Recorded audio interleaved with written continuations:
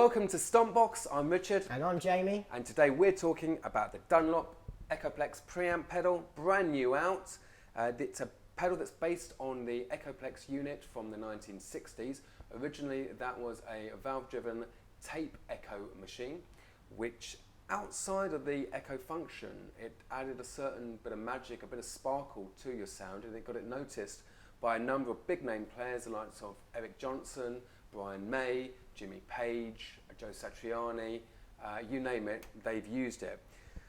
Now in terms of the concept of the pedal, it's a very similar concept to what Xotic did with their EP Booster. It's been on the market for a couple of years, it's been very successful, and a number of people have asked us about this new Dunlop Echoplex, how it compares to the EP Booster. Well, it's now in stock, so we've got our opportunity to do this video and find out.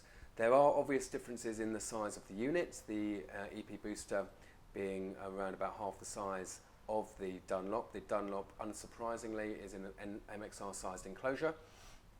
The EP Booster can be run on 9 or 18 volt. We've got it powered here at 9 volt using one of our Stompbox 6 power supplies from effectpowersupplies.com. And one more notable difference before we start is that the Echoplex will give you up to 11 dB of gain. The EP Booster will give you up to 20 dB of gain.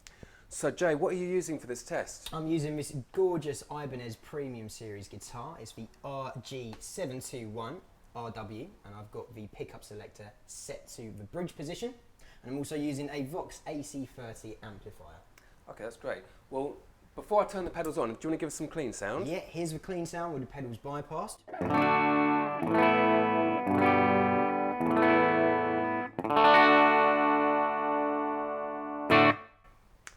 So we'll start then with the Echoplex, and the Echoplex is set to 7 on the gain dial. Because of the differences in the gain between the two pedals, 7 relates roughly to 3 o'clock on the EP Booster. So we're going to compare them at roughly the same sort of gain levels.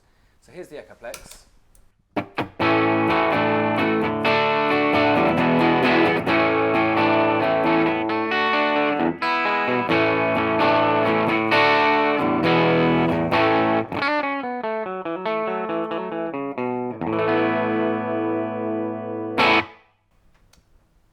And the EP Booster.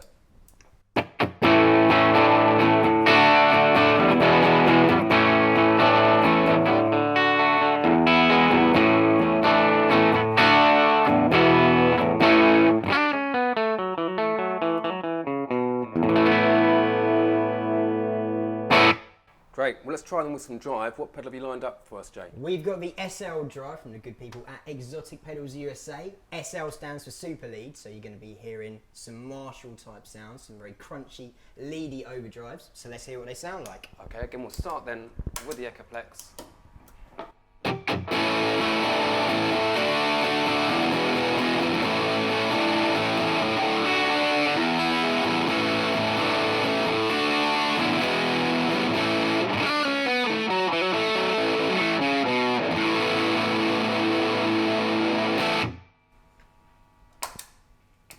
And the EP Booster.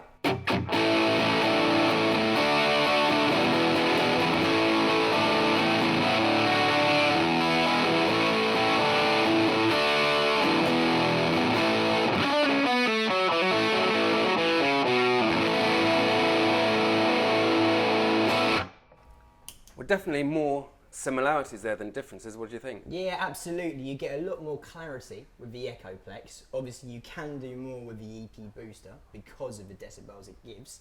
There's also sort of a little bit of compression going on with the Echoplex, what I noticed. Okay. With the what you allude to there in terms of the boost, that's a pro and a con.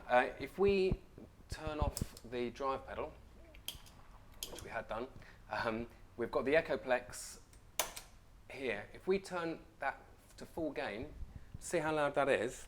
And we'll compare that to the EP.